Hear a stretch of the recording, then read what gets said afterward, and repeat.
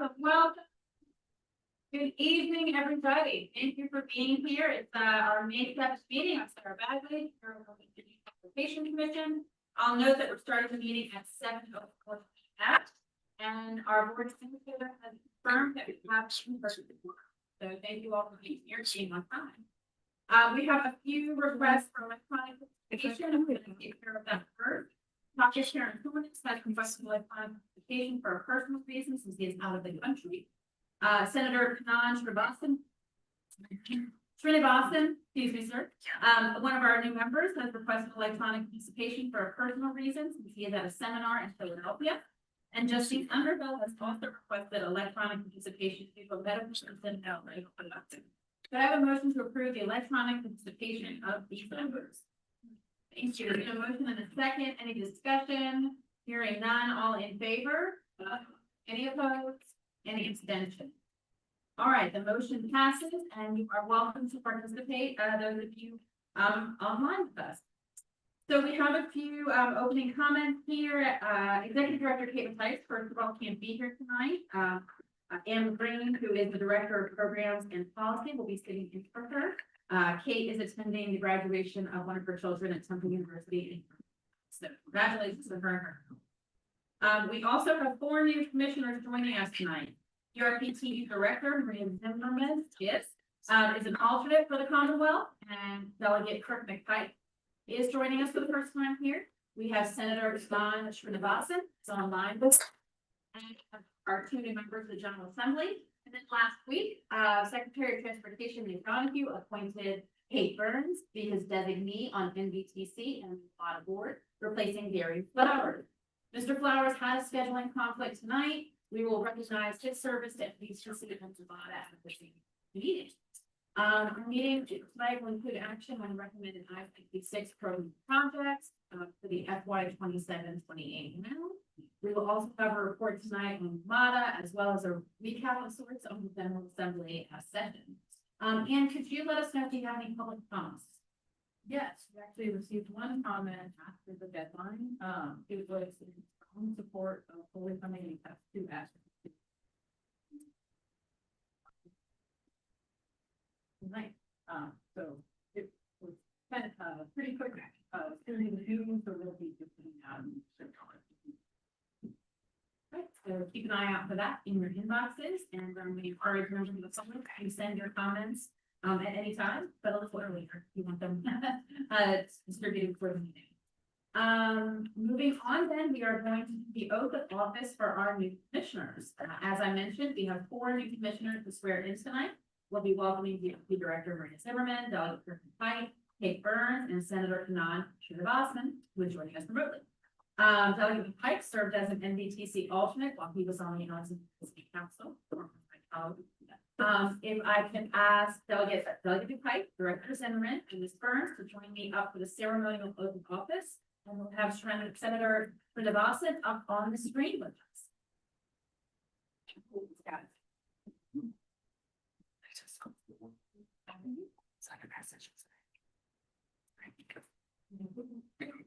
We have it. Yeah.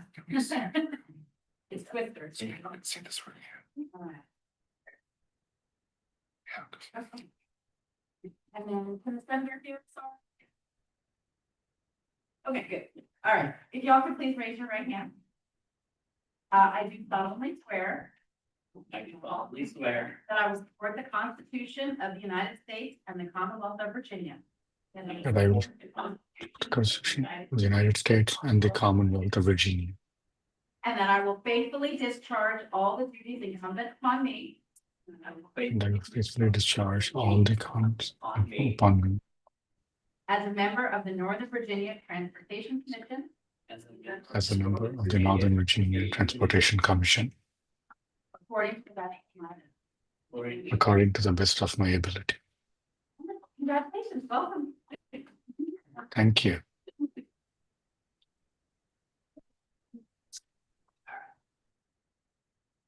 There was something very, very. So much better. It was cool. Yes. It's huge.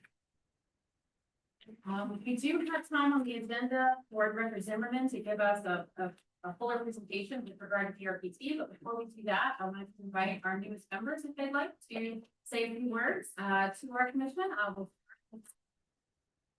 Thank you. It's nice to be back and to be stepping into the commission in a full role. You're not just mechanic alternate, which is tough because we never skip the meeting.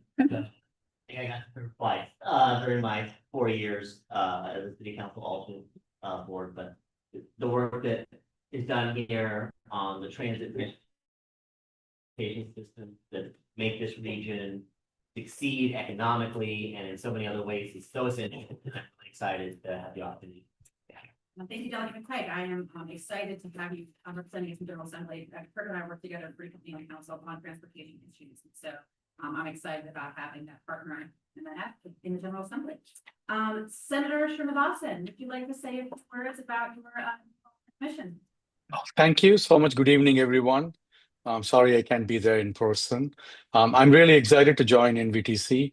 I serve in the Senate Transportation Committee, and this is, an agency that I would really like to understand and help out and be part of it. So thanks for everything you're doing, and looking forward to learning from you all and working with you. Thank you. Thank you so much, sir. We're excited to have you and record that you're going to bring to your role. And finally, Ms. Burns. So much.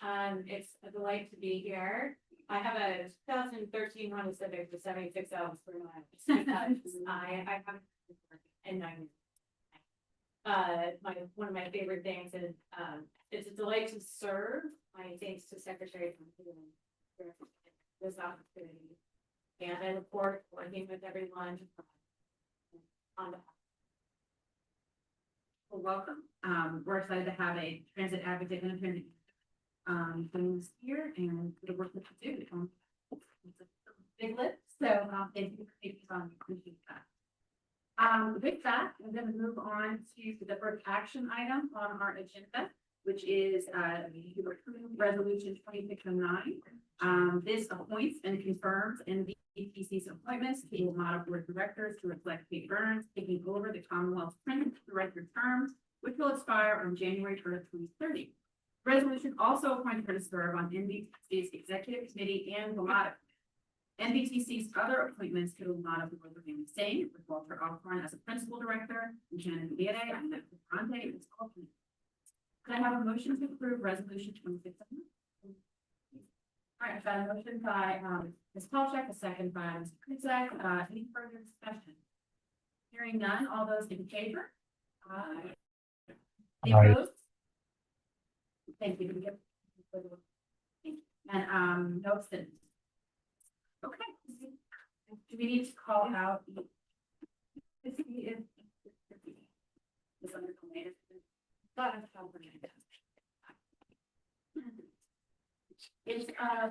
Ms. Underhill, if you're online or Mr. Yes. Chairman, I'm here, yeah. Okay. Are you able to give us a yes or a no on that resolution? Yes, sorry. That's fine. And Mr. Carantonis? I don't see him.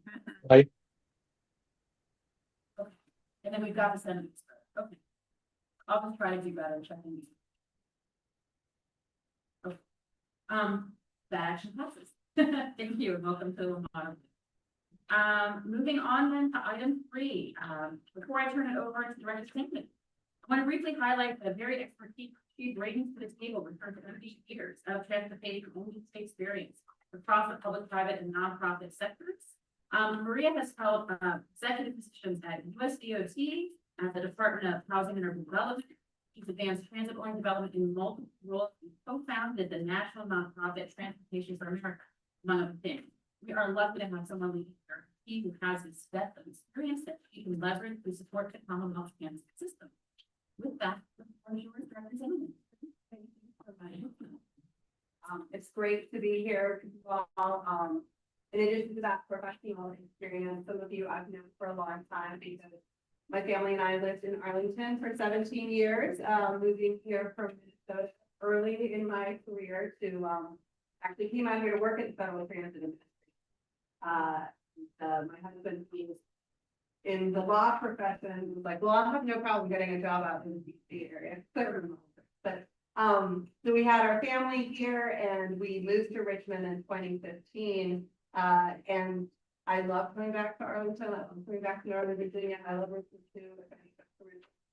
But it was interesting because, living here in Arlington, especially for our children, they experience so much independence. Transit system, great bike network, we continue to walk to the library, or everything. And I still occasionally when people hear that I've been from Arlington, and the first comment is always, oh, well, you must be so happy not to deal with the traffic. And I say, well, really, we never drove when we live in Arlington. We drive much far now that we're in Richmond. So it's great to be here with you all, and I'm really excited to be part of this administration and serve with Secretary Johnson, who is also a very strong and active supporter of folks across the Commonwealth, but it's been very thoughtful here. I had a chance to meet a number of you when you came to Richmond earlier this year. And great to be here with you with this thing. So you have in your packet, I'm not going to talk through the slides that are the director's report that you will see, but one of the things we did want to start to share with all of the boards and commissions is we prepare a director's report for the monthly Commonwealth Transportation Board meeting. And we thought, well, it'd be good for, we go through the work to prepare that. We thought it might be good for you to see what gets shared in that meeting. And also just to kind of use that honestly, if there are things that you want us to spotlight that are happening here, and maybe we can set up and share that to the CTV members as well. I will flag a couple of things from that. One thing that I will talk about in the comments I'm about to walk through is the rail side of things. We have a program called the Rail Industrial Access Grant Program. It is a rolling grant program, and we can provide grants up to $760,000 to oftentimes it's a private business who's looking to provide some rail access, as the name suggests, to a short line or to the Class 1 railroad. We see a lot of these going to the roads area out in southwestern Virginia, Shenandoah Valley area, but I know that there's rail here as well. And so just wanted to encourage localities. You might have employers, manufacturers, industrial folks who are looking to expand, looking to locate here in Northern Virginia, and they might be looking for that rail access. That program really helps to divert a lot of traffic from our highways. So we encourage folks to think about that. And so noting that we didn't have a lot of NOVA grants through that program, make a pitch to know it's there, and again, it's on a regular basis, unlike so our rail staff is always happy to talk with folks to see if it might be a good fit or any for us. But we'll jump into it. Next slide here. That's kind of first up. I think folks are familiar with Department of Rail and Public Transportation. I say we are exactly what the name says. We are the Department of Rail and Public Transportation.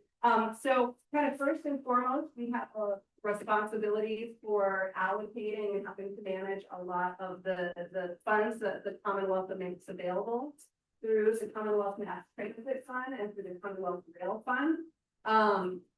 So we have several of those grant programs. I'll talk a little bit more about those in a minute. If folks really want to hear a lot about those, please come to the 6-year improvement program district hearing. That will be on May 19th in Alexandria. We've got a little bit more information on that as well to share with folks, where we'll really get into the details of the applicant here for this district. But we have those grant programs. We also do a lot of technical assistance work.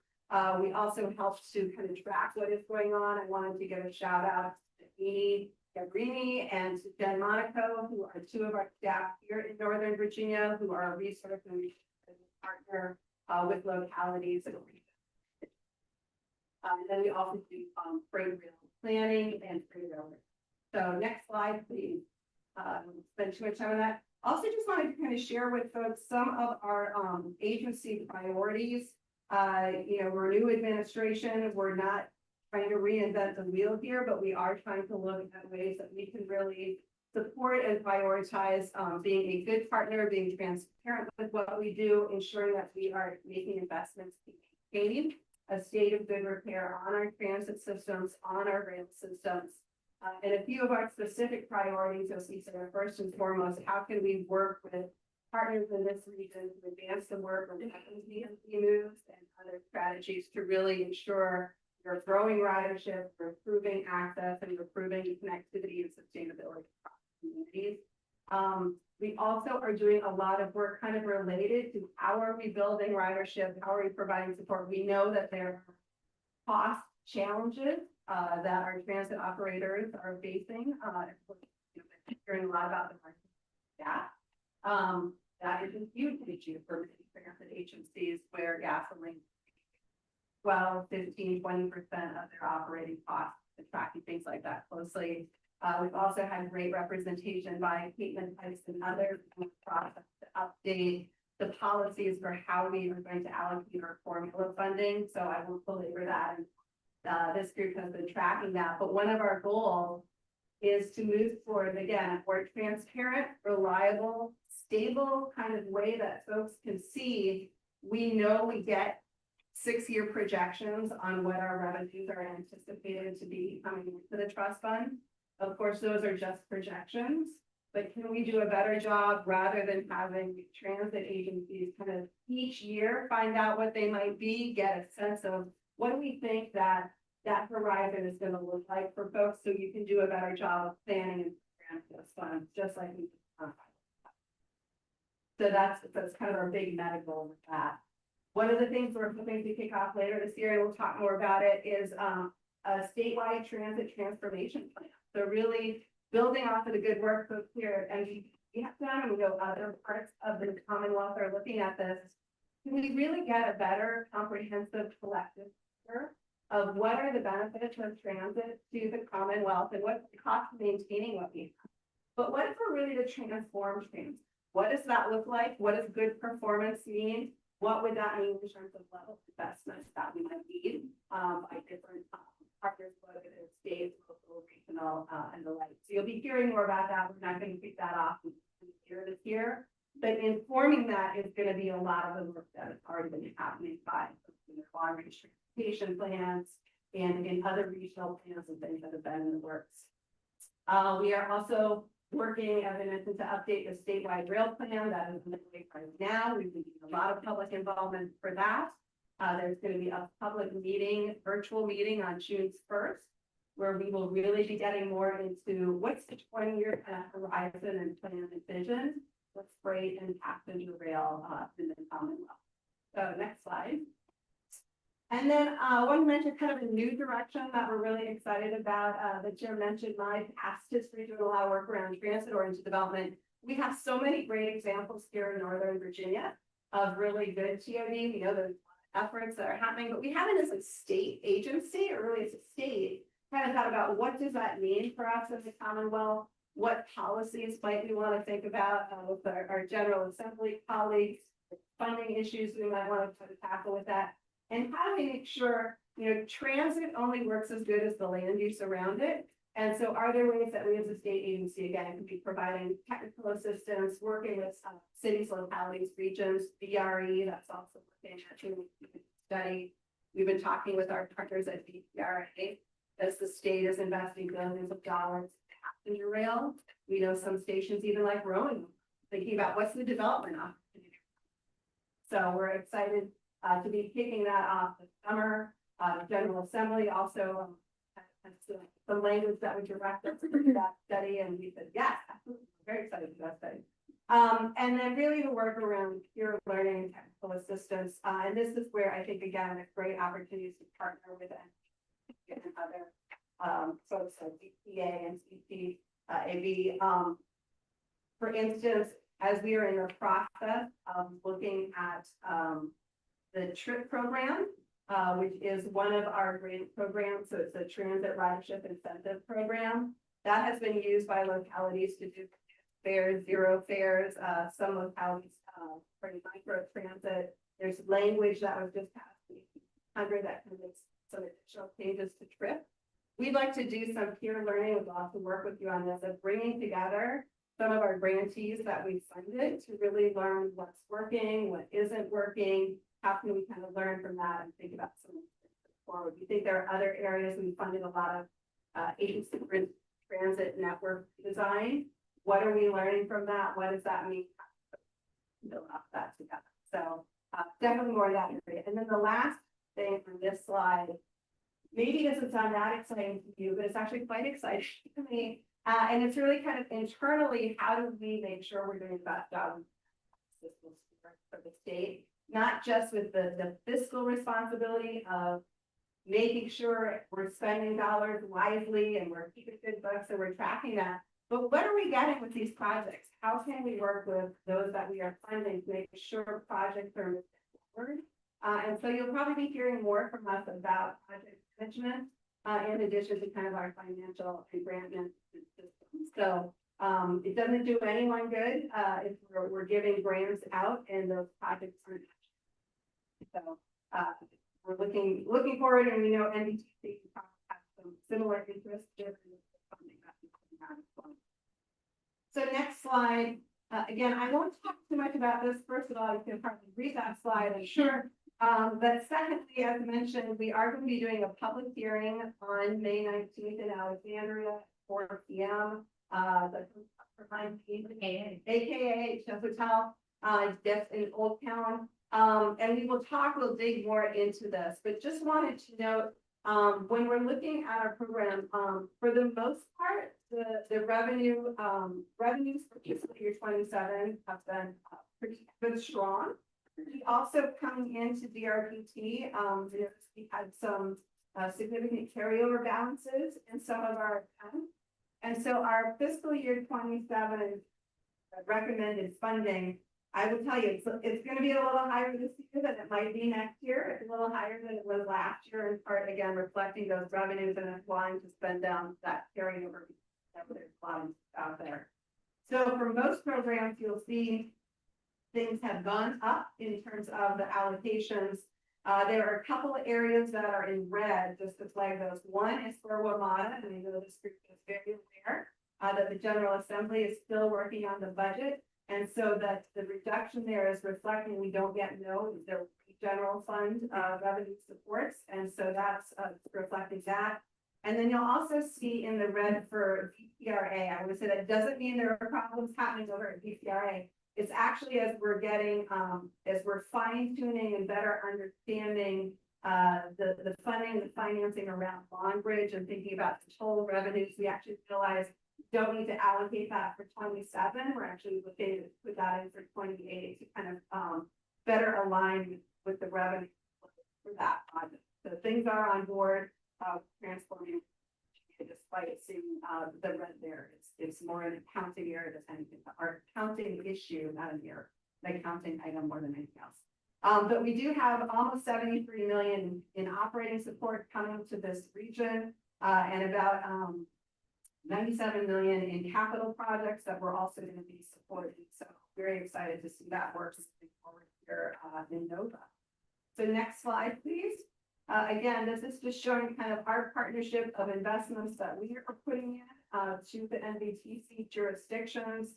Again, I won't break this out by detail, but you'll see kind of as we look at that, some of the investments, I know you're going to be taking action on the PRD item as well. We were excited to find a way that we could move forward the Lafonte Station by utilizing some of those outside the Beltway funds to be supporting leaders who are going in and out of that station. So next slide, I will work to wrap this up quickly. I did also just want to flag, there were a number of studies that were included by the General Assembly. Some of these were tied to the budget, so we're still waiting to see will they in fact be finalized in the final budget. But we are, excited to continue work that we do together with each other on the program, on the I-66 and these assessment work, but also looking at some of these new studies as well. Wanting to note for a couple of these, given the very tight timeline that we have to get reports done by December 1st in most instances, we're already have crafted scopes of work and started to put things out to our bench of contractors to work with and find them out. So stay tuned, lots more on there. And then last but not least, mentioned a number of things, but regarding his DAC and the changes to the operating formula, I mentioned before that we're transparent, stable with that. We've been meeting every month. Our next meeting is May 12th. If folks want to learn more about that process, please join us. They're pretty actually exciting meetings for a CISAC meeting. We're really digging into things and working through some big issues. And then, as I mentioned, our Northern Virginia meeting, that will be good. VDOT, the improvement program. We're also doing a virtual meeting on May 27th. That's just going to focus on the JRPT portion, and then that Virginia gateway. Last thing, not on the slide, is bike month. And so through our Connecting Virginia app, we're actually encouraging folks, if you are biking to work or whatever, log those in on the Connecting Virginia app. There's actually a lot of information in that app on bike trails and networks and transit, of course, and rail. But we got a little competition that DRPT is hosting to see which city in the Commonwealth is going to have the most bike miles this month. So I just wanted to make a shout out for thinking. I love transit that allows like. Thanks, everybody. Great to be with you here and really. Thank you so much. There was a lot packed in there, and so I would encourage everybody to sit with that and send any questions you might have in following up. I just want to note, I am very excited about this. I think continuing to link together, housing and transit, piece. We have one of those projects. I think my colleague was at the Brad meeting in the 9th, a lot of station potential opportunities for transit or development, and so just excited to think what role here he might play in that. Want to open it up? I'd love to. Couple things. One is that public hearing that the passenger rail authority is putting on. They're doing a great job and it's very exciting. And there's a good bike path across that. Yeah. The other thing I wanted to say is, Historic and I've been working and keeping the budget for $10 million to get rid of that the parking deck over in Huntington Metro. Oh. And that will really spur some development in that in this area. So and that's going to require a match point. Yeah. So thank you. Thank you. Yes. I have nothing to say about it.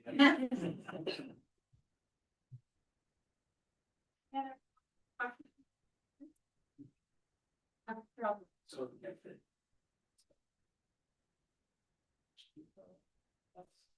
yes.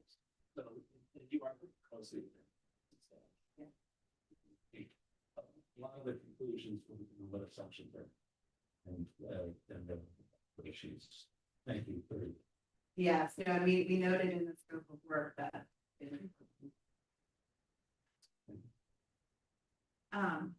So just before we move on and picking up on your bike to work month, a bike to work day is actually coming up this Friday. So I want to encourage everybody to sit. It's tomorrow. No, next May 15th is bike to work day. I know most of our jurisdictions are probably having pit stops, and I would invite you to give that a try. I'll also note you can bring your bike, and maybe a lot of people jump in here, but I believe last year now you can bring your bike into any train at any time. They're welcome. That's right. Yeah, so there used to be limitations back when I lived in DC on sort of what times of day was part of the train, but any train, any time, and you're also welcome on VRE, right? Which carries several hundred bikes daily. Yeah. Yeah, but probably with a bunch of cord. But yeah, please sign up, and the app is called Connecting VA. I think Alexandria will definitely excellent get in there and walk those miles. Thank you so much for sharing the presentation. Oh yes, I'm sorry.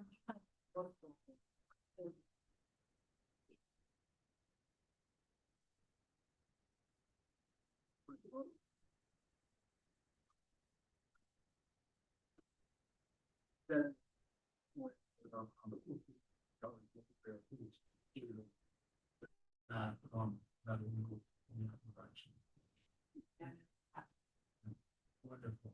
Thank you for your leadership. It's great. All right. right, seeing no other comments or questions, move on to the minutes of the March 5th, 2026 meeting.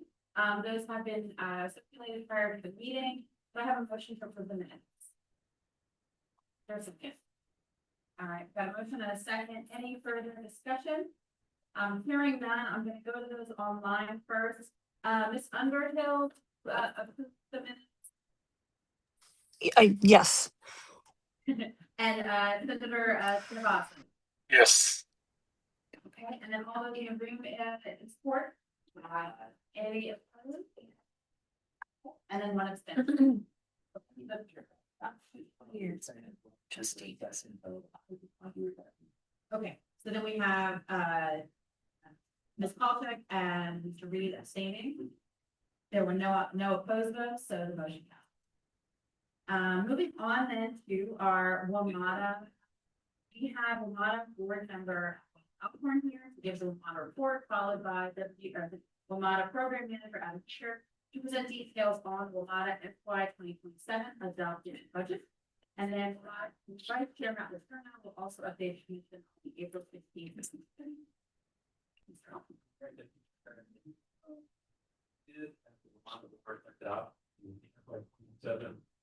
Operating budget and also has an improvement program.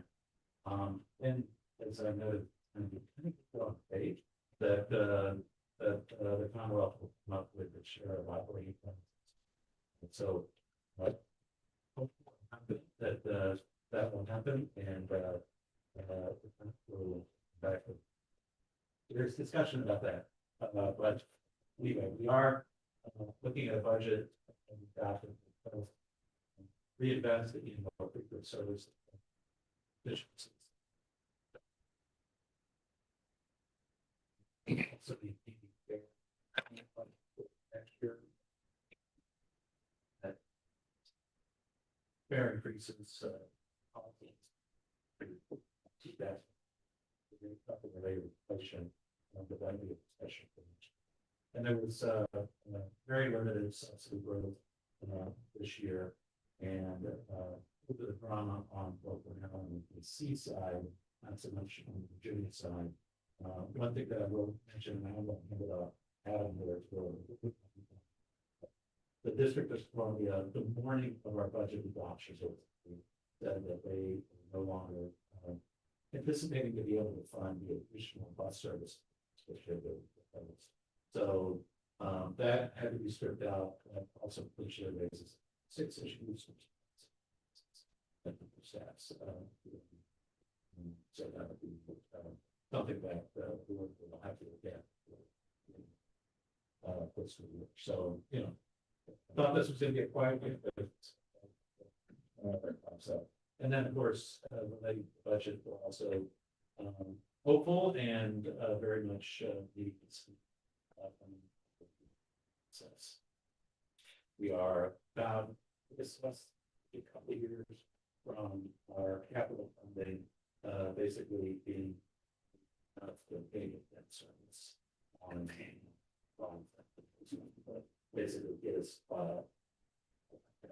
so that's not this year, but aside for to with the budget adoption, we also the rail line integration program vision, the red line station project. I think something we need under 2 retrievers of some of the red stations. And it is the oldest rail line in the that. The analogy is the word. It's basically that vantage. But through this system-wide vision, which will be years and roots, implement priorities is the place of the operating system, technology, investing in platforms, boards, and also just overall safe way of operating the rail system. And the board resolution documents so on the staff with the board and the public as we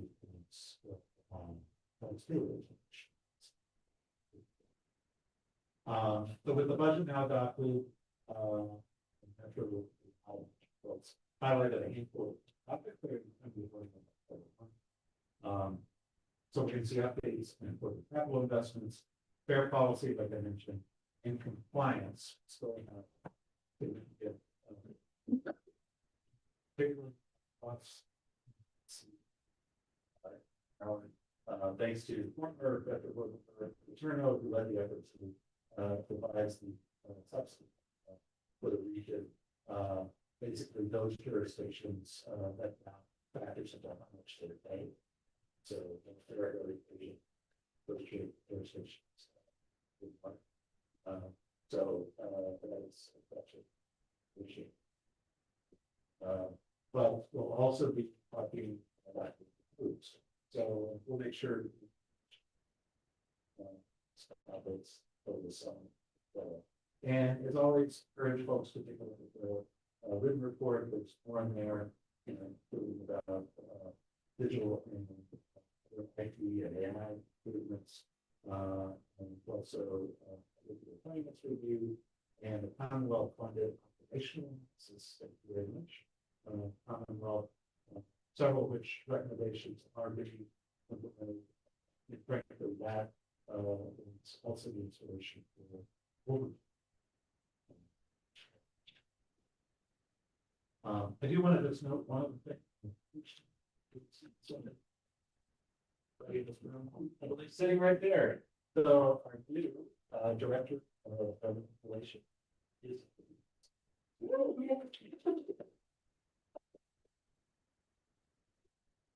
Welcome, Dave. Now you're on that side of it. Great to have you here. And before I hand it over to Adam, oh yeah, also we're gonna have at the G4, we're gonna have the, a lot of different managers report and the board chair, but I'll see. Thank you for that. Chair. Mr. Duck, I think on the budget, on the third. So first here on the next snapshot of the overall operating budget, which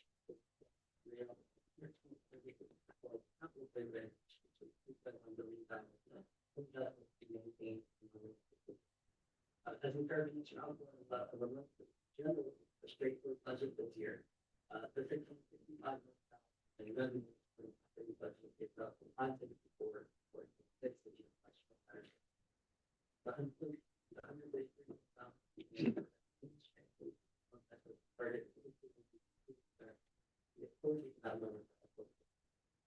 Lastly, the company of $1.9 billion of 1.2. On the next slide, we got we first the budget feature and the coverage of the Virginia County this year.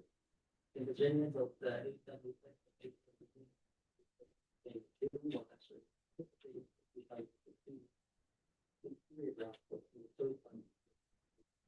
so the F2F they own about 7 and 8.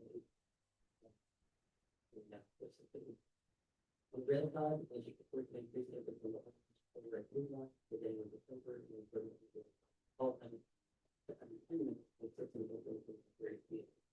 On the deadline, we look at the increase down to down to as we heard, there's no parking or fare increase as indicated for this. That there is extra provider voluntarily opt to receive restrict to third party provider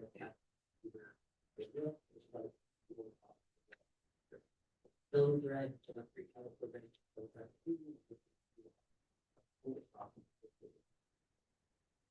The next item is the capital. This slide highlights the picture adjustment from as well as the character. Touch on a couple of things. The budget deficit foundation for base order. Procurement.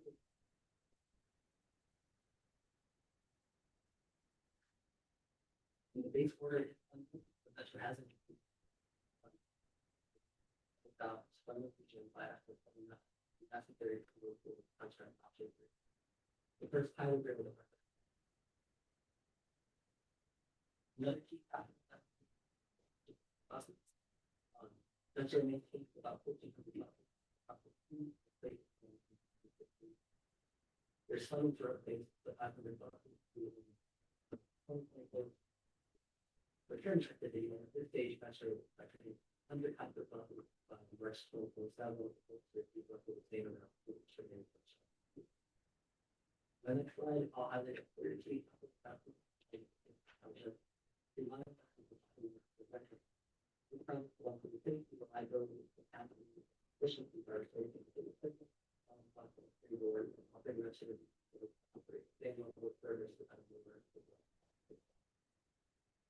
That's your red line, phase one, phase two. Yeah, that.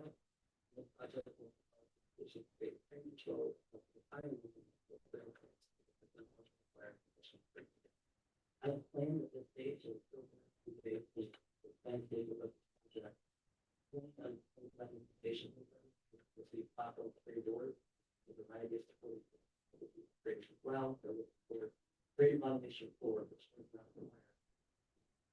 And again, alongside the budget, elected board, as a mission with the presidential staff, for the creating of the board, that we will try to create we understand from the budget presentation, the measure of staff that we will help. Federal government.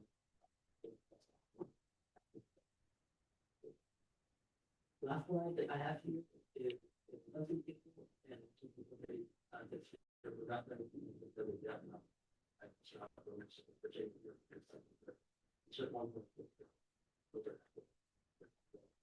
Anything to add before we? Yeah, let me get into it. Please read my mind. Note for the one place, as we said, a lot of discussion about the meaning of subsidy. When we went to this issue, and some of this was Maryland was above 3%. Virginia was about 3%, and then DC was below 3% after subsidy. So Maryland back in this said, we're sorry, there's no good. So it basically pulled everybody, and thought it's working. Frankly, that's one of the main reasons that some of the improvements in service, Virginia side plus increases doesn't have to resolve that. But we have to wait over. And there is just a caution for me, very open about this. If we stay at something below 3%, after a while, we're doing ourselves. We basically will be looking 5 or 10 years at another this time. That's something we want to try to avoid. As a board, we're definitely talking about it. Frankly, there should be some jurisdictions go a little above 3%, below 3%. And so that's another thing. Are there any other questions for either Adam or Robert? Yes, I'm. Yes, thank you, Randy. So I have a couple questions. One is about the capital facility costs. Is that 2027 or 2021? It's actually could be. Yeah, but we should wait, And then that kind of takes the second question. When is the next? I don't believe there are any. It's down. It's done. Yes. So, the number of jurisdictions that adopted the principle. So, but in terms of its implementation by any of the jurisdictions. So, and then part of the implementation of the assembly, it's adopted, not included in any of the legislation that is, and that is the main basis. guidelines for us to use to work towards next year or the year after. And then I have two questions that are kind of service related, and I don't know if that's appropriate now or say it hey. Quick. Yeah, no, I think let's keep going. Certainly if it's along these lines, I like the kind of conversation you have.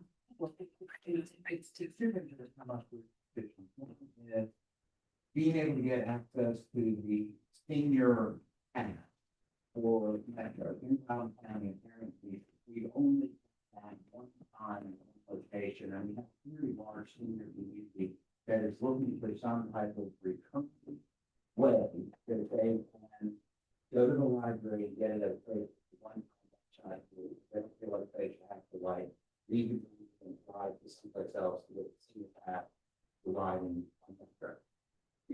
The board just adopted this, that's why it hasn't passed a month yet. But we just rolled out, public information just put out a whole package on how people are gonna be able to obtain these. So we can make sure you get that, so you can share that with constituents. There's gonna be recurring events and then also standing places that you do slide that with that fast forward.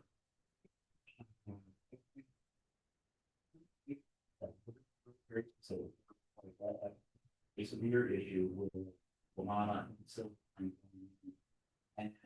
I'm curious, if something different I should do, or if there was something proactively that Lamana can notify elected officials and if there's a serious outage to the people, to our networks to be able to replicate that.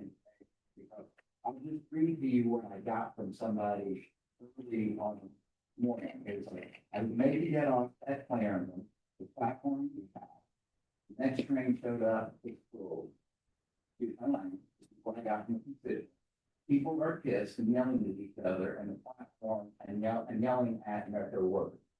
And so I will, there are other things where it's like, we will get notifications, whether it's beginning or anything, but there might be an outage, there might be something. It's like, if we can get notification of those things and we call our network, we should have at least make our constituents and our riders aware that we're getting something that it might be. So it's a suggestion, and again, I don't know if there's something that already exists and I'm missing out on, or if it's something that we're in. So, yeah, just one thing, there's the alerts for customers you can sign up for. You can go online, you can sign up for alerts specifically by line. So Silver Line, for example, if it's and that's just sign up, you just know what's going on. But as far as if there's planned work, then I think we do our best to work with the elected official offices in advance notice that. You have to let them know it's on the website and that kind of thing. This will not. This was not planned. Major emergency. Right.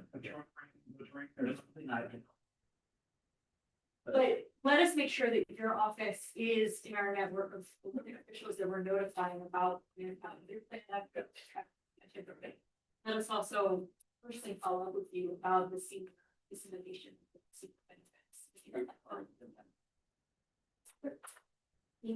Was that it? Yes. Okay. We've got it direct, I guess, to the floor. My first question is, we have to defer to the shift in implementation. That I assume one of them. It also affects the 2+ division. There's two that are playing for children.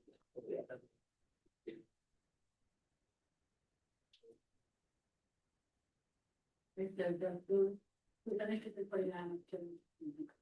And then we can move that. So we got that. It's line. The other question is, I mentioned that, the use ride costs less than doing, working.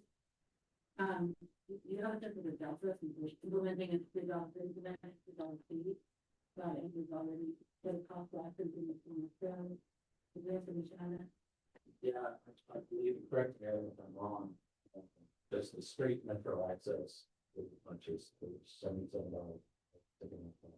The ability drive is. Yeah. And so the recovery is not gonna be gains in the fare box. But it will generally be. It was on. Great. But, Metro.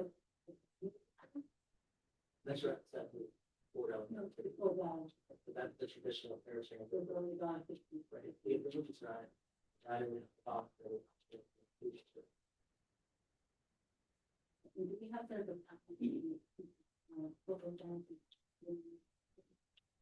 It's a little over half of the routes, a little over half the routes.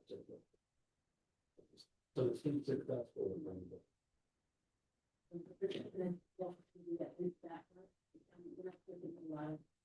different findings. Point. Okay. And just one thing I was discussing at the board level, the abilities right, because a couple of Maryland local jurisdictions have gone there on the bus system. It's also not just the abilities right, but also access. So there was, anyway, there's an attempt. So.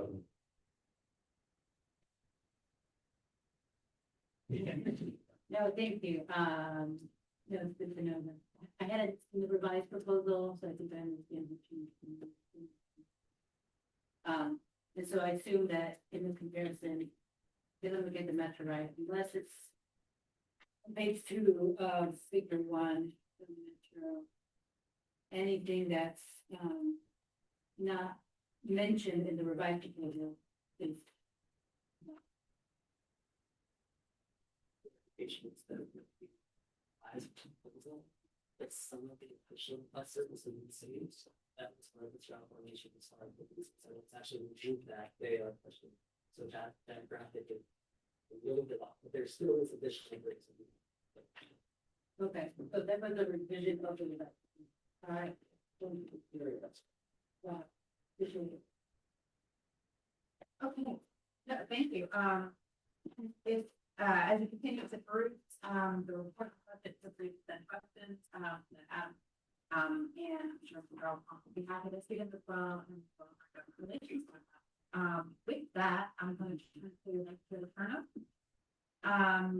Give us a committee activity, and I just ask you to be flexible online.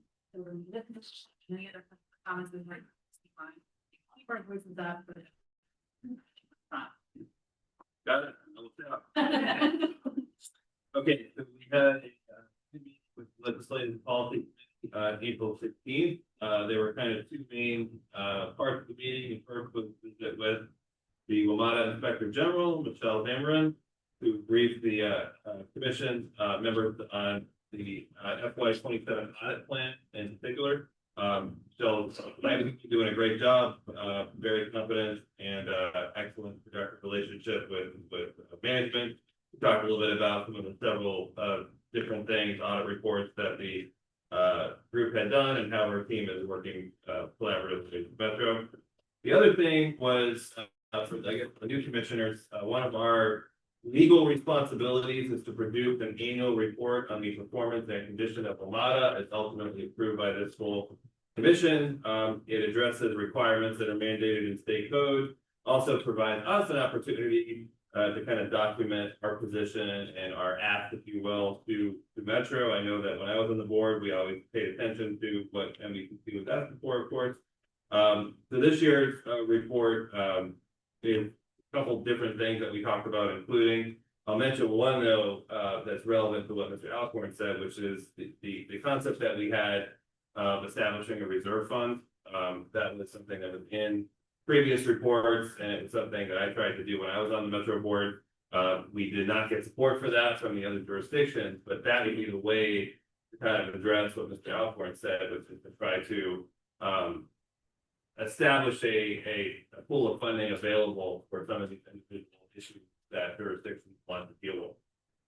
Right now, as you kind of heard, a sinking tide lowers all. So if one of the three, I don't know, I'm just trying, whatever the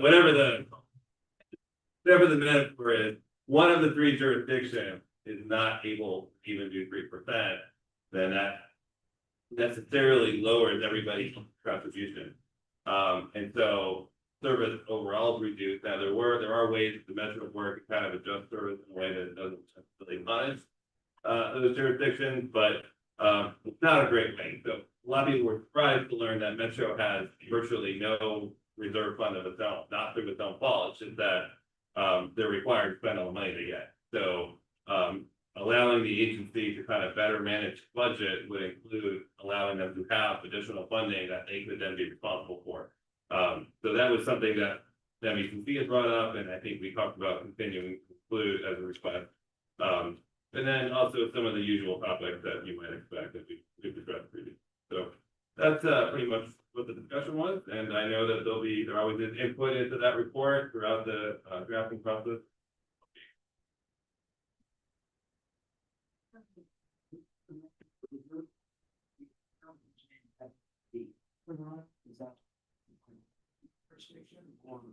So Metro Board policy, but Metro Board is kind of the lowest common denominator institution, and that there's jurisdictional veto. So the board members from all three jurisdictions have to agree, and what we ran into was lack of agreement.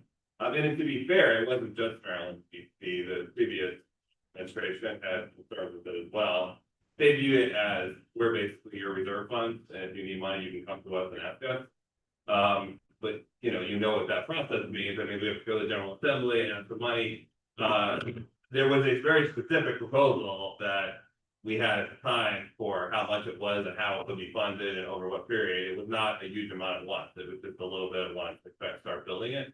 And then the other part of that was to allow Metro to keep the funding if they didn't spend enough. So if they ran positive to the budget in a given year, to give them incentives to do that, allow them to essentially keep that money and put it in a reserve fund. Because right now it kind of carries over and things like that, but it would be designated very transparently that this is that. So it's really a Metro Board decision. Some you're enriching the civil thing. I think it's worth a conversation. Yeah. Sir, very quickly, certainly, I know there are discussions for years, various jurisdictional bodies on DNB rules. And as far as that, I think it makes sense, give everybody the thing. Because I feel like that we should start this market start on it, we could say things like. Yeah. So we did. Yeah, there were.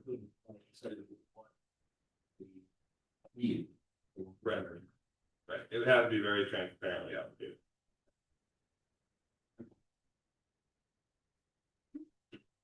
Thank you for the update. Any other questions on the audit committee? Just a follow, I think we're gonna do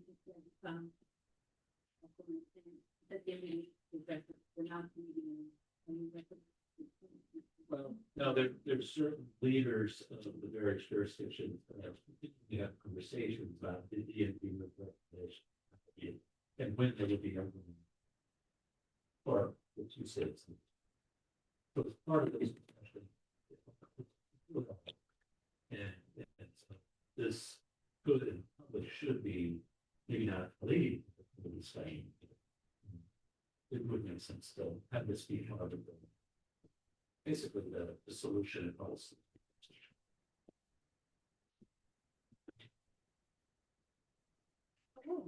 With that, we're going to move on to the legislative and policy committee chair, Councilman Terry.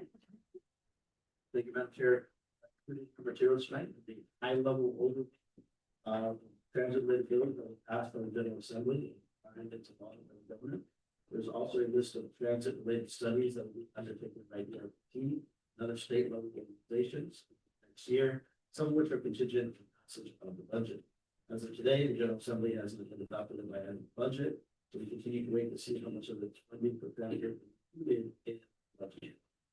Our legislative liaison, Phil Saber, and William Watkins as well. Continue to engage with Senate Finance and Appropriations, House Appropriations, and Government Revenue Policy staff, as well as Secretary of Transportation, Don's office, to emphasize on this transit need, especially moving people on Monday. So I will turn this over to Aidan for some information, the budget, and other news from Commissioner. Good evening, everybody. This is Amy Perrin-Seibert, and Henry Watkins is here with me as well. I wish I had an actual update to give everybody, but I don't. So we are, as the chair just said, we are still waiting for budget action. So that is the piece that we continue to hope for. I think at this point, you know, there's plenty of people in the room that can probably speak to this more than I can. However, there haven't been any negotiations happening at this point. We are still waiting for like an overall revenue number. Without that, there can't be any small group meetings to talk about transportation, transit, and things that we care about. We continue to stay in touch with the staff members in both the money committees to be there and remain an option for them if they've got any questions. If they're talking through different funding opportunities, we want to be able to be there and be available to provide that technical assistance. Kate and Anne and the team have done a great job of being there, and they've done so much work over the last 2 years that, you know, they're very well poised to be able to help whenever anybody calls. So I know the money committee staff appreciates that, and we will continue to do that and be there for them. Unfortunately, I wish I could offer some opportunities for advocacy, but I still don't think there's anything we can do at the moment. I know localities are struggling, not knowing what their budgets are going to be. I know that's going to become a more pressing issue as time goes on. But it seems like this could pretty easily drag out until June. Good news is the deadline, they have to have a budget by June 30th. We have never not had a budget by June 30th, but a biennial budget by then. So, you know, I think at the very least, the last day would probably be around June 28th, so they can have the 48-hour rule to be able to vote on a budget. So stay tuned. Hopefully there'll be some more action before that, but until then, we are still in a waiting situation. So I'm not sure if any of the General Assembly members there in the room, if Delegate Krizik or Delegate Reed want to. They all left. They're like, and we're out. We're not going to talk about the budget either. So, okay, fair point. So anyway, that's it. Anybody has any questions? I'm happy to answer them. Well, how about before we, I think, do we want to have Sarah give first and then discussion? Okay, so if we can pause any other comments or questions from the room. Sarah Godfrey, who is the Director of Communications, is going to share the results of our media campaign promoting the value of transit during 2026 session. It happened to adjourn to assembly, and then when she's done, she'll have a little dialogue. Sure. At the January commission meeting, Anna shared that staff was planning a small targeted media about the value of transit in Virginia to support transit funding. During the general assembly session, we spent $5,000 across print, web, social, and we also distributed. There's a full report in your meeting materials with quick versions of the campaign to bring the top 100,000 impressions. That's the number of times that the ads were shown in media or social. We also put materials in the hands of listening reporter, assembly members, mostly at every. So based on the size of the campaign and the investment today, that looking ahead, we're already thinking about a future value of transit communications depending on the budget sometime next week.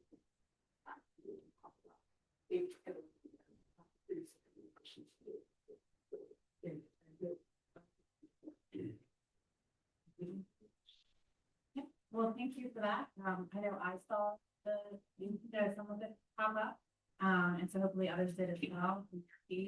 Any questions about Sarah about the programming that was in place or about the status of the something?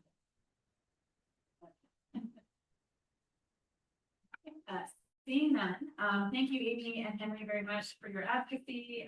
Please keep at it, and looking forward to hopefully update as I do. With some progress. Thank you, Sarah, for the work. With that, we're gonna turn it over to Anne Green, the feedback update and the federal update.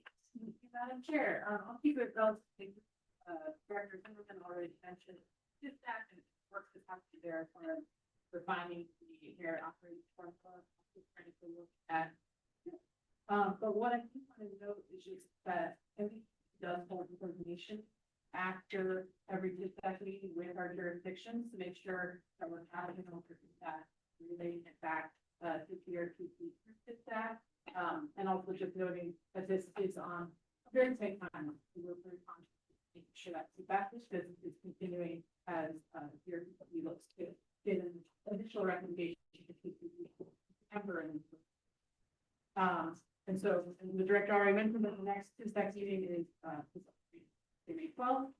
In Richmond will provide an update on their commission meeting. As far as the federal plan goes, there's much new to report in the federal space. We're continuing to track progress on reauthorization, extension, as the infrastructure job past higher September. There's current thinking that a markup might happen sometime this month, but nothing is scheduled as of yet, so really not much more to say there. Or do any commissioners have questions about FISDAC or federal update? And I thought as I haven't like reviewed the chapter online, but I'm not seeing it like hands. Okay, so with that, we're going to go on to the program advisory meeting and Chair Don Paltrow will be critical. Thank you very much. There I am.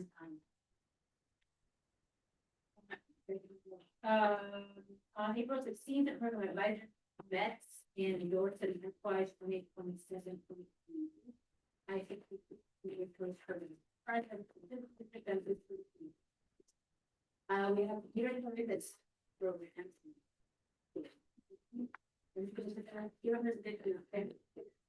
Recommended program. Following the presentation, the commission will be asked to approve resolution number 2607 to approve the recommended program projects, presentation to the Commonwealth Transportation Board, and authorize the executive director to agree.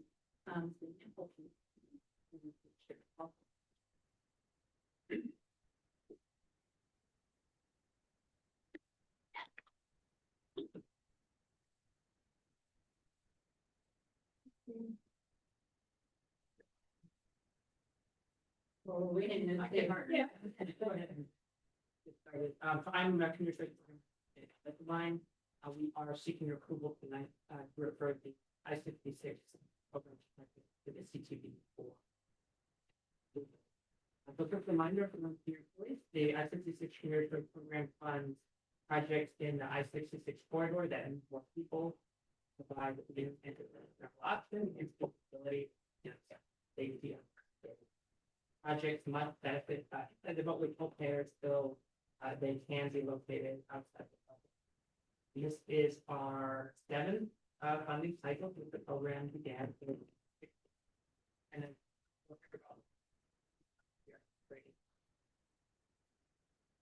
next slide, please. A quick summary on the development process for the FY 27 projects for the project. The call for the projects closed in December with 16 applications submitted. In January, we did an eligibility review. One perfect time application was deemed ineligible for not having a strong corridor, was not full payers, and an application for the BRE for the broadband lead was deferred to the outside the building. Fourth were finalized in February, and a month-long public comment period held from 4th to 3rd. We received nearly 500 submissions via an online survey, email, and comments made at the public hearing, which was our highest level of public engagement any missing. I'll just note that all of our materials are available. In April, the package and endorsed projects today we are seeking official approval for that measuring project through the for a DRP. Authorize the director. And then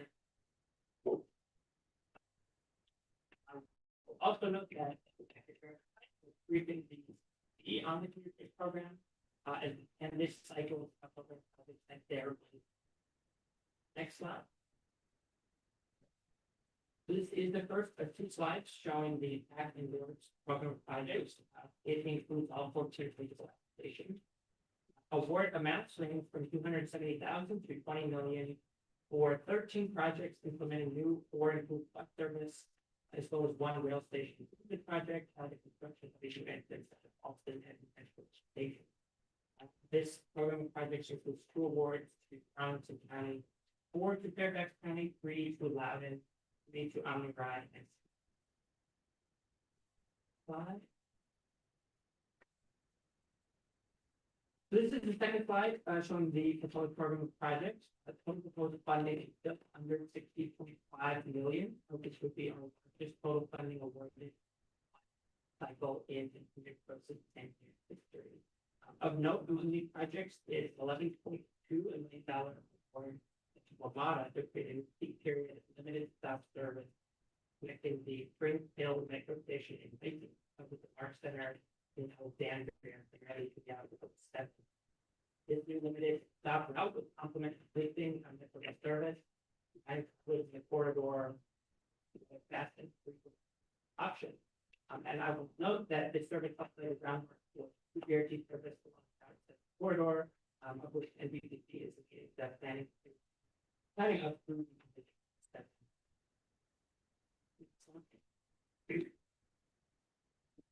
So prior to approval of the final program project, we were the benefits that project are expected to create. Data free gas emissions, free cost, we estimate upon full implementation of this year's project that they will result in nearly 6,500 weekday trips, saving other fuel expenditures, and cumulatively 128,000 hours of annually. These projects are helping the chronicles, are saving commuters time and money, and providing sense of safety. All while reducing congestion for each period of 56 and benefiting all states. Next slide. So before closing, I just want to highlight a new tool that we are excited to roll out in conjunction with the 10-year anniversary. This is our secure course project report. So this interactive map highlights based on the project so that you can see what the program has been fun neighborhood. You'll be seeing more promotional materials about the project for the days. We are excited to share this tool with local fiction and the public. I want to thank NBTC Data and Visualization Manager, particularly Populous and with that, I'm happy to take it. We'll open up for a question. I do just want to highlight some of the numbers that are put out there. This could be the largest ever disseminated, citing major projects. And one of the things that I was looking for, but I'm not sure that I just want to list up how quickly this program works. I mean, the applications, came in 2 months ago, and money to be distributed 2 months from now. It's an incredibly quick turnaround, and it's a very reliable thing. Like the SUX we talked about earlier, it's in the budget, it's approved in a moment. When we get months, I think it's a really exciting part of this program to lift up is how quickly it works, and encouraging our jurisdictions to really look at it carefully, thinking about what are we kind of shovel ready on because the money is very available. Having said that, any other questions or comments about the project? Or, no? Okay. If we don't have another comment, I would entertain a motion to approve the resolution that includes the proposed project.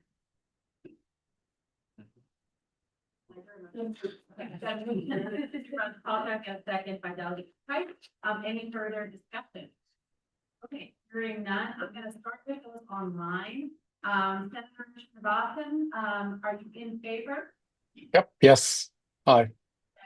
Ms. Underhill, Yes, I. all of those in the room in favor? Any opposed? Any abstentions? Motion passes. Sure. Because I think, we had everybody as there was no consequence. We both from the chain and the pad. What happens is, additional funds will be following. Which that a, you know, can't keep with. With that understanding of the correction. Have additional projects. Yeah, so we did have some carryover of funds that were available. Not program business cycle, but we'll come over to the next. These are good funding cycle for 29. The next item we do have is that's just a strategic look at the I-66 corridor for how we can plan not just the community planning program that ERBT has outside development program for things we can invest in with those future revenue. Both the short. Yeah, and then, about to say that, so, my apologies. I think that's like, we had answers to them. So let's move on to the I-66 week assessments. Presentation, the joint study. And ERBT, during the annual and meeting from the Department of Rail Transit, Transportation, studies. Thank you. So with me tonight is ERBT Northern Virginia Transit Planning. We are going to provide an update on I-66 investment. I think there's a joint NGTT ERBT study to examine current and future conditions on the I-66 corridor and both of our funding programs. Support projects in the corridor, both in the short. Next slide, please. A little bit of background information. Both community choice and the activity outside the Belgrade program. That's all revenue. I-66 inside and outside the Belgrade into the pension of them. So community choice began in 2016 and is covered by the Commonwealth of Virginia.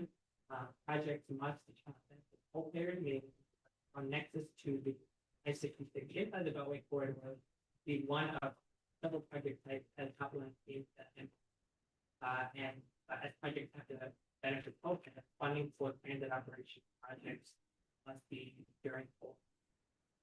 Across six prior I-66 funding rounds, the program has been funding for local transit operators by new or bus service with additional funding in jurisdictions for smaller capacity.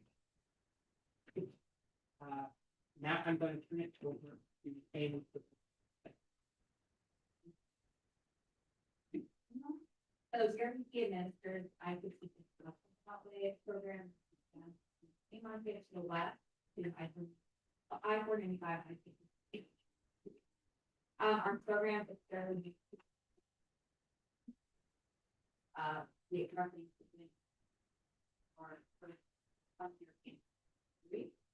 the amounts that we receive in RCD and then the way we think and system programs we got swift we funded there's a tiny project on project projects so and it's then it's rent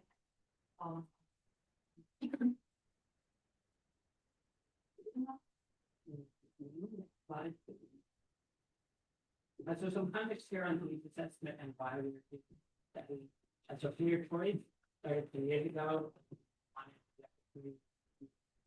Look back at program.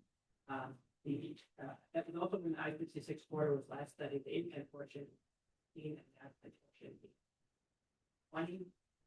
We know that travel patterns along the border have changed particularly during the pandemic. the pandemic also just like the second funding cycle. Less demand that's coming available to urgency and check the work. Like that. So both programs accumulated a bit of a balance, but they need to step in allowing MPPC and DRPC to work with jurisdictions to ensure there's robust demand for funding. We are starting to see the demand for funding back and like as mentioned earlier, as does contain the highest level of funding. So this includes a few key components. They are an analysis of existing institutional travel patterns along as the specific order of all things outside. A review of existing plans and studies to identify projects, the development of differently from both can be utilized effectively just the project. And that project list contains any projects could be funded through one. I do want to mention next slide, please. Just a few things that this study is not intended to do. We are looking to prescribe detailed routing of cannabis. But as part of the existing and future conditions now within the study, we look at promising origins and destinations could be served by either new or a transit service, but we do leave it up to transit operators to identify those how to best. We also aren't looking to make an eligibility determination for the study. Inclusion does not mean such that they be eligible for funding either program. And likewise, we aren't constraining future applications to just identify or to just study. We do know that applicants that we're not included.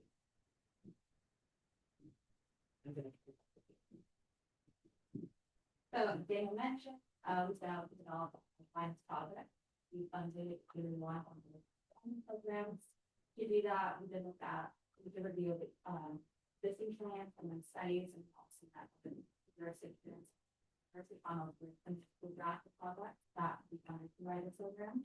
So that review included the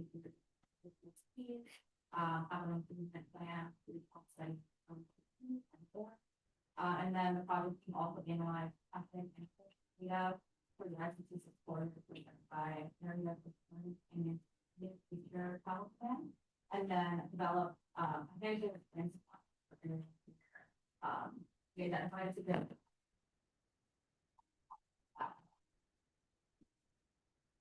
So all in all, we developed 89 costs. That's for including capital costs. The next slide. So here's just visual context on types of projects included in the project list. Just to the slide, you know, the example. So there's 4 different project types. Minor capital, for some of their other projects less than 5 million. So this one is express bus service purchase, and a lot of these projects have minor capital. We have the transit. There's exciting I know the major capital between the there's the purpose for additional mobility, expanding also outline mega capital projects because the project is $100 million. So that will over just the capital portion, and then final next slide. So then this is a graph showing funding the project was compared with the average after so through this graph is really like so with the now it's like 7 or approximately and then finding project work after this.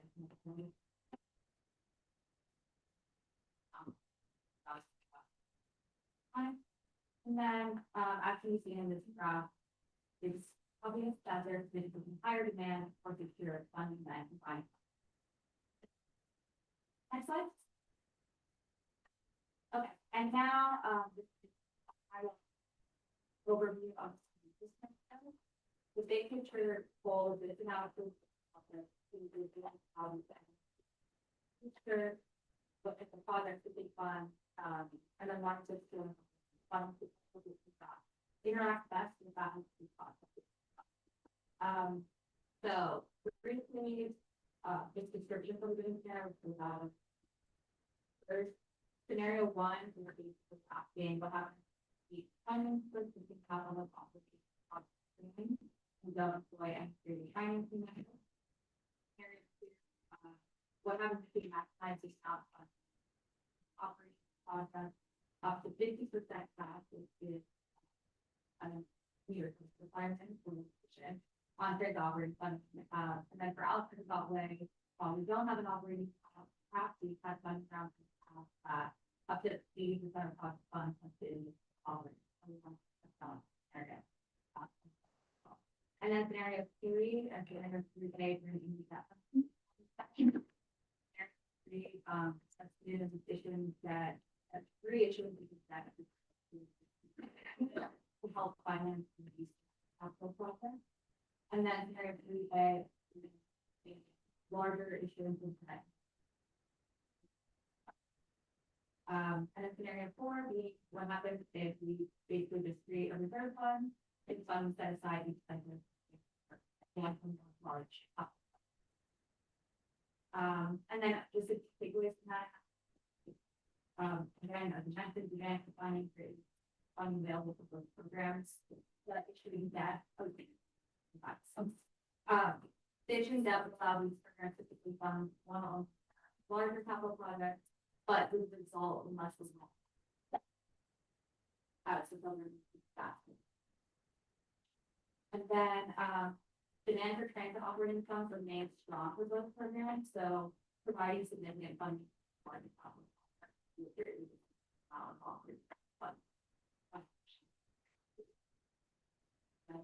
Some considerations there.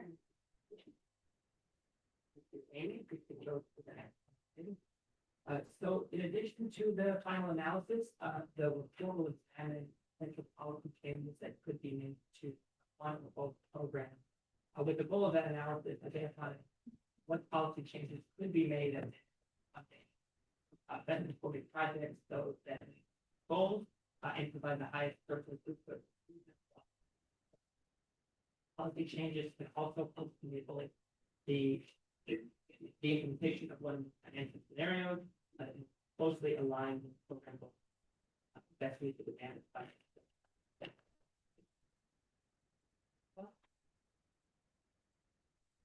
So our next steps in the study, drafting the final report, which we will ask the commission to accept as just meeting. Once the report is final, NVTC will begin exploring potential policy changes to the committee's program as identified. The next CRPC as December. The point I-66 offer project opens in fall. That concludes that presentation. Anyone? Heard that, for the report, encourage people, we don't act on this, but we will live, so we want to take some time to do our own thing, let's dive in. Who the projects are, they're tonight. Maybe, but it's coming July, to ask your question, and discuss it before we take it. Thank you. With that, we're gonna move back to Commissioner Phillips. It's Ms. Bronco. Oh, we're gonna get to Vision of 7, it was listed as okay, go for it. I just want to highlight that we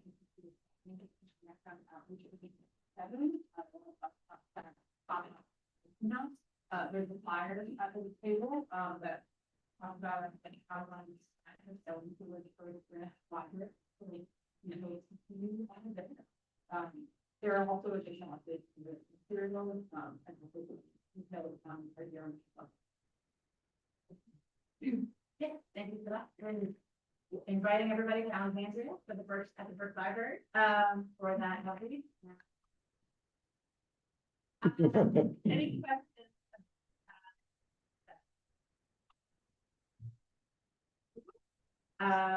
With that, we're gonna invite, Charles Richards, who's here tonight to see our CEO report. I'm just reminding everybody that the VRA staff are trying something new. The CEO, Judy Cho, is over at RDC tonight, and, Dallas is here. Last month we had her down there this time. And this gives an opportunity, I think, for VRA to be in two places at once rather than flying back up and down 95. Each night, so I think it's safer this way, and they're not as big front to ground, and gives us a chance to sort of hear from you. So, the other thing I want to know before I move it over to Dallas is, as you all are aware, while we undertook our search for CEO, Dallas was the acting CEO. During such a challenging time,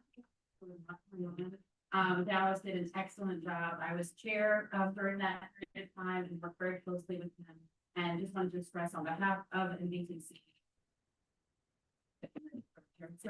Thank you so much for stepping up, and for your service in that time, and, we're glad to see you tonight. Thank you. I would think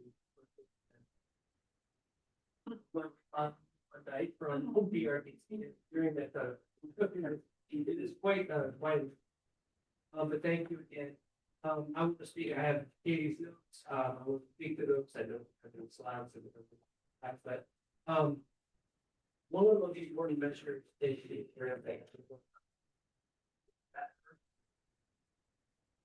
goal, our stated goal is 90% of the what does that mean? 5 minutes.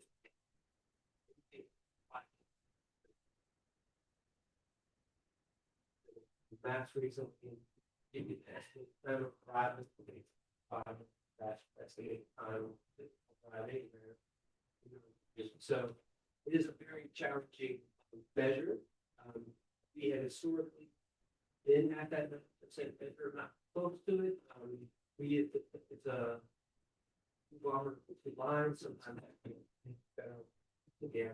So that's been the prescribed 90%. So we ended up doing well until which time in relate to the TRP program, we're very happy to be a part of.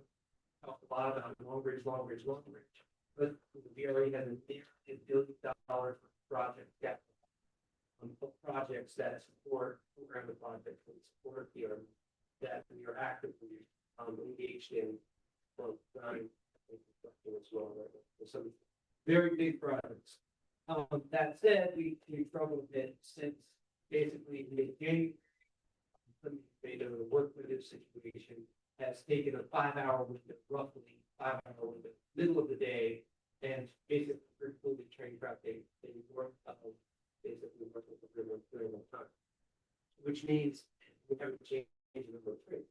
So taking up for trains, squeezing it smaller space, which just created a congestion issue, especially on pavement. We are shuffling trains, we also have a shuffle where we bring passengers from both lines into the workstation, we can split the line, 2 different trains occupying adjacent tracks, which is proving very difficult. Time consuming, imagine 400 people at a time from one train to the next, crossing tracks, we had to staff that. So a lot going on at that point. Then I will say we have proven that we can perform given these situations under the right conditions, but everything has to be under the right conditions. In February, we read about 80%. In the month of March, finished at 77%. Strong start. Most importantly, I would say mitigating it. Right. So what are we doing? We're not just sitting back and watching this. We are taking some other measures. I will say that the infrastructure that we're doing, these projects, ultimately will eliminate most, if not all, congestion concerns, train congestion, especially north of Alexandria or the sixth grade day, sometimes more. It's a very, very tight and school year. So we are doing these capacity projects. to support that. That is the longer term. In the shorter term, we have it's a very important measure of seminary time. We actually finished our second phase of rehabilitation of the seminary yard today. Technically yesterday, since in the work. The stated goal is to have the ability to store our entire fleet. Our we started that project in December, we've done by the end of the year, so 14 consoles. If you think it's hard to try to park a train and park a car in DC during the day, you should try to park a train. It's quite challenging. And we have to get out. That is what we are working on now, several different efforts to do that. In addition, other operational considerations, we've eliminated the shuttle for what service train 349. One of our Alexander shuttles. It's the busiest of the 4 shuttles. We're going to eliminate that. We've got the train profiles. We started that schedule this week. First test of that was actually today. Because we've been on the test schedule most of the week. Short schedule. Hopefully that will help a lot in congestion in and around Alexandria. We have added a temporary platform as part of the Alexandria project. We built a 100-foot long temporary platform on track 1, where historically we have not been able, have not been able to service passengers. So now instead of tracks to serve passengers, we have a 3-track. It's an incredible improvement. It doesn't sound like much, but the ability to put a train on any one of the that will serve them is significant. The ability to passengers and through that, I would call it the funnel. So we are doing a lot of things in and around Alexandria to get this moving, keep things moving and better and worse. We are working with our state person CSX on CSX, DRA, and S. There's a lot of maintenance. That maintenance basically it will save us from summer. It will help us with other. But it's a very big project to maintain 60 miles. And we're in the midst of that right now. Because of that, they cannot penetrate the full speed at a ton of to ensure they are safe. So we're into that right now. We complete this work. We're installing slow for 25 mile an hour slope, so we go from 60 to 25. You can imagine what that does to us. We are listening, we are learning, and we are leading our way through this and working with our passengers much better. That is my report of performance.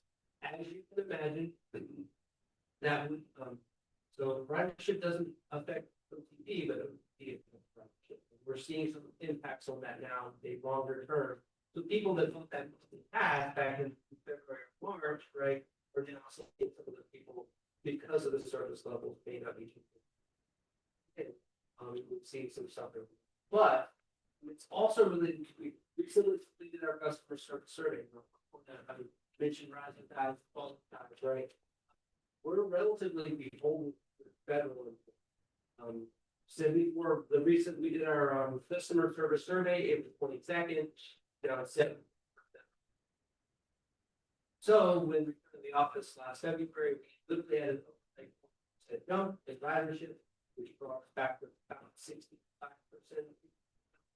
And then now, as we twilight on some of the formula retirement and other things that have been mandated, well, will say now it's even 30%.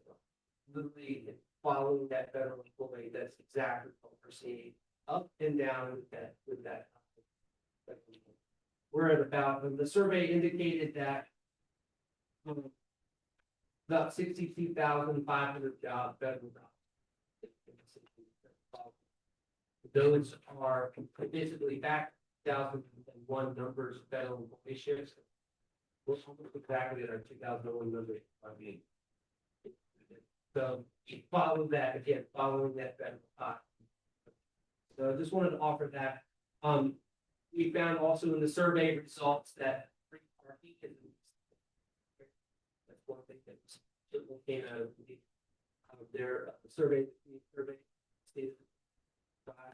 There are a lot of low awareness. It's kind of weird that the federal benefits kind of worse. That's that treatment that industry. We talk to passengers, we talk with passengers. We inform them about how to do it. We teach them how to do it. We just need to see that word spread and give that benefit because it's a great benefit and encourage other employees to do the same. So, there's lots of different cost savings and incentives. Of course, we're trying to educate. We are affordable. It's an affordable system. It's what we're seeing is the VRE system allows folks to work live in affordable places and still work where they want to work. You see salary in the Stafford County neighborhood. That is what we do. We've learned, we did a study recently, even using $25 for fuel prices, fuel costs, the average rider is going to save anywhere from $2,000 to $5,000 a year with income. That's what credits for anywhere from $500,000 a year on the MAP system. Fuel money, that is cheap. A lot of our. So these are the things we're doing. We're looking at the affordable solutions for them already for the to level. You can imagine the business like now with a big percentage of fuel prices, which one of our largest costs is diesel. The drive chip goes down and the price goes up. So we are not struggling, but we're predicting and that is my report. I know it's not the rosiest of reports, but it's a mistake and get gossip from idle people. Question? Any questions?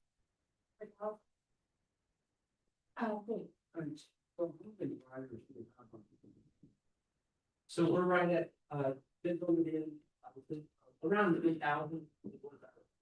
I think we're about 80 running around 8,500 average, so 8,000 on Monday, 6,000 on Friday, and about 10,000 on the sheet. The whole average 8,500 to 9,000 trips per day.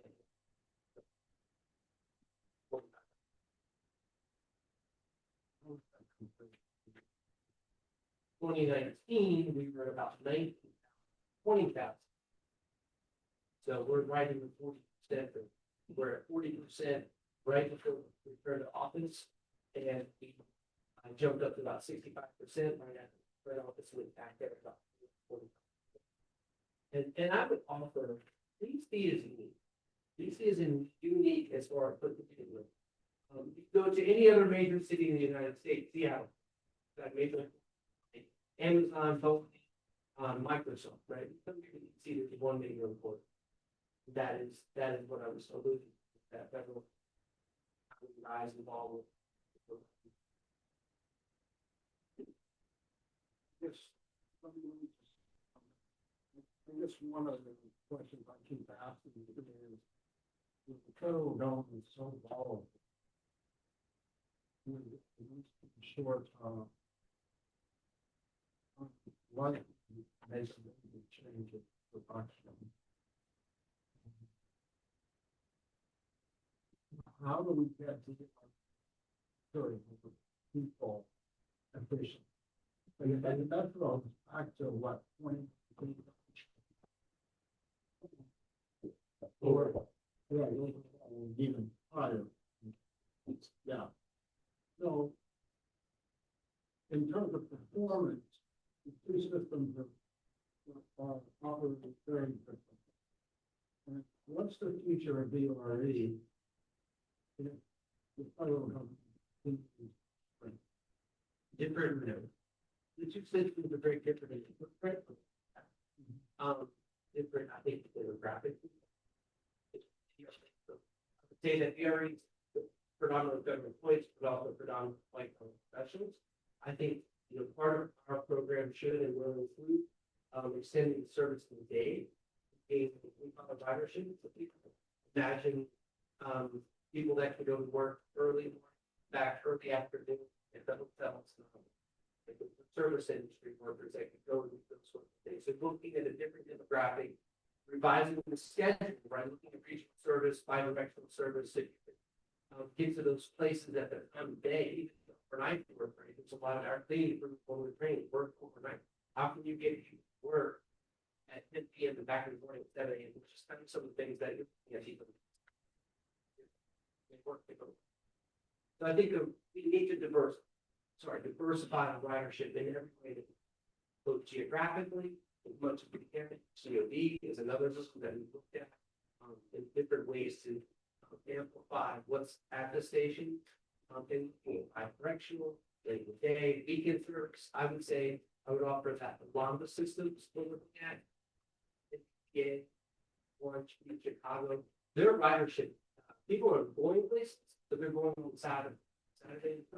The peaks here in our region are on Saturday. Rush hour, the biggest rush hour of the week is Saturday. It's not Tuesday enough. It's crazy. And so we have to look at those, diversifying them in our system, late in the day, more bi-directional, more weekend. But like, I believe Metro's biggest gain actually in the return was on weekends at night and on bus. So indicating it was less of a commuter 9 to 5, not a Friday return, and more of a whole service return. And so I think ERE was 4 years ago. And 5 service. So I think to that end, ironically, the way to actually grow ridership is service in an area between. So I think if you look at the 2030 plan, 2050 plan, that vision is there. But I agree. I think the idea, something I watched COG assessment in your survey, but it talked about this low awareness. I actually think that's a bright spot. There's an opportunity there. Like it's significant, just lack of awareness about what BRT, where it is, how it works, transit benefits. And those are all chances, and we just need to reach them differently. I hate to say it, I think GRE for its first 25 years also didn't have to learn how to market. It was a word of mouth. Yeah, it was standing room only, full of federal workers, and so the marketing department wasn't a substantial, GRE. And so they've got to learn a new skill and learn to be. And they and so I think that's growing as well. But don't you think it's helpful? The weekend, in some ways, but the metro, really good at all times of treating on the weekend. We're good at it. You could take weekend. What are you getting? It's not the group. So we don't. We have Never. And so then what we've done, because it's an expensive venture for us, it's a very costly venture to stand up that service. Service and then have employees on the weekends. Train service and taking care of those trains. And what's especially difficult about this, Sarah, Madam Chair, is that the cost of this, but also the challenge of we're in the midst of all this construction. And these work windows are on Saturday, right? And so to stand up new service in the midst of all of this, what is, frankly, is extremely difficult. You have to do well, and so we can get this going third, right? All the bridge is done, it's completely ups the beat, but it's unlocked everything. It's the key to unlocking that service. There are services that we can add only once. We look, excuse me, we get 34 train clock in it. That's it. Until this is finished, then we do the full. I would look us back to the question earlier about home models. I'm thinking about them and looking at that pop up and the answer I think that by behind. Same problem as the RA. Yeah, that's what I was doing. Several funding like that, and, 28, 29, we're looking at our numbers, like how long can we expect? But I mentioned that because it's part of why I think the these conversations about transit, and then it isn't just a model of solution at the state level, it needs to be a transit solution. And if we can make sure that we already get through 29 and 30, all games. separating separating us from great, being in control of our own destiny in some ways, and opening up new service opportunities that, you know, I think really will open up and. The painful growth period, look at the out with the tide. Very hurt. So I think you mentioned there the outreach team, so getting to know where you there's a lot of technology now. Clearly, a lot of data. And for centralized. Is that something you all are doing? But also just a little fast mark. Like we have campaign with the North residents and we fireworks, we had that, and we're having 4 events in summer. But look at where our riders are really from. The Fredericksburg Market, Fredericksburg is a road, city of Fredericksburg, road. Fairfax County is actually slightly smaller, and they will be slightly smaller. So it is the first time since like 1820. So, but these places where we're looking at more affordable, that's where we're looking for ridership, for baseball games and having events and train races, training lessons. It's a lot of that for baseball games. With this many riders, we get one day. Yes, I did the fun time. Oh, for sure.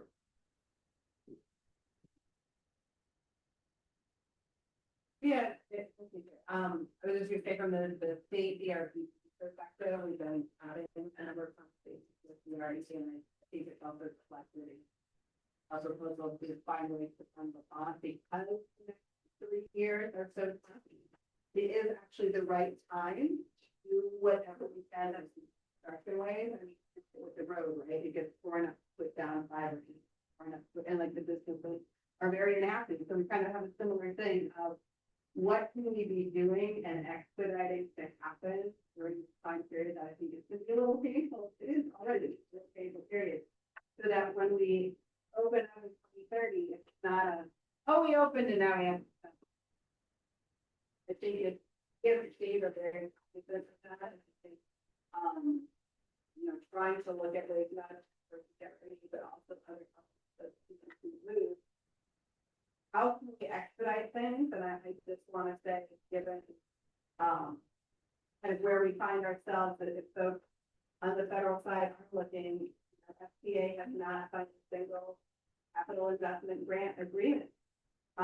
So we do have tools at the state that other states don't have, and we're very happy and willing to have conversations as we think about outside the Beltway funding, as we think about other things, we think about our state formula funds. So I think VRE is a good example of we're having conversations to think through it. I would also encourage those who are working on your VRE corridors.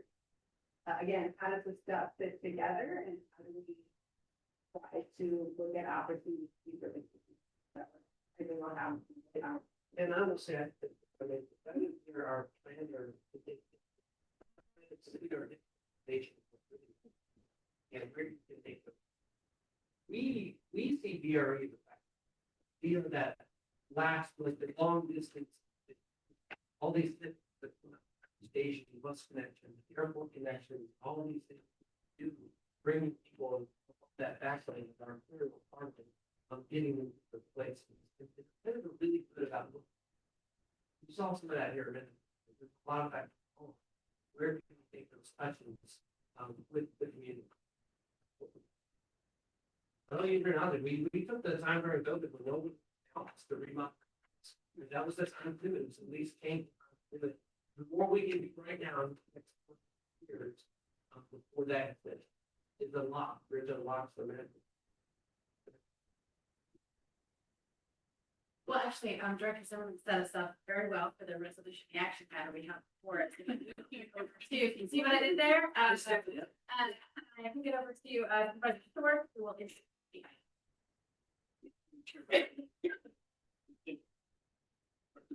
Great job. Hopefully.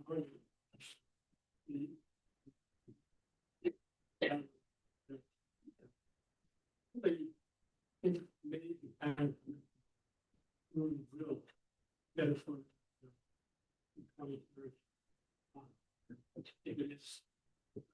I know it's very prosperous stuff. Dallas in particular, I'm sure.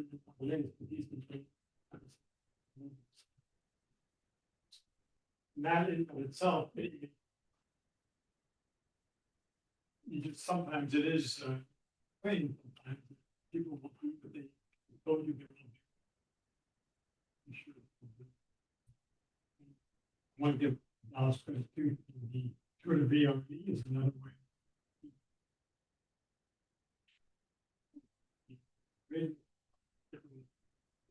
Dallas, so I deeply support and believe, which is events that involve bikes and riders and getting folks out and for Mount Vernon and to Bell and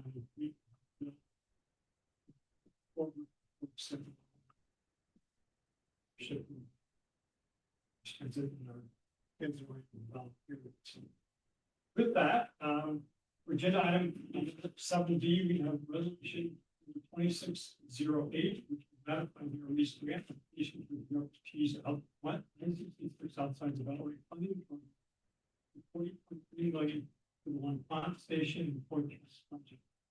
After the February 1st application deadline, the OT identified additional funding available through DRE under this program, allowing DREs to meet application for this project in a 1-week period between April 6th through 10th, 2026. You see, this funding will fully fund the project and allow the final design and construction phases to proceed on schedule. There's no fiscal impact associated with this request. The DRPT is 66 percent of funds, no match required. It's selected for funding related to the release of 2027 operating capital budget to reflect the receipt of these will be presented to the operations.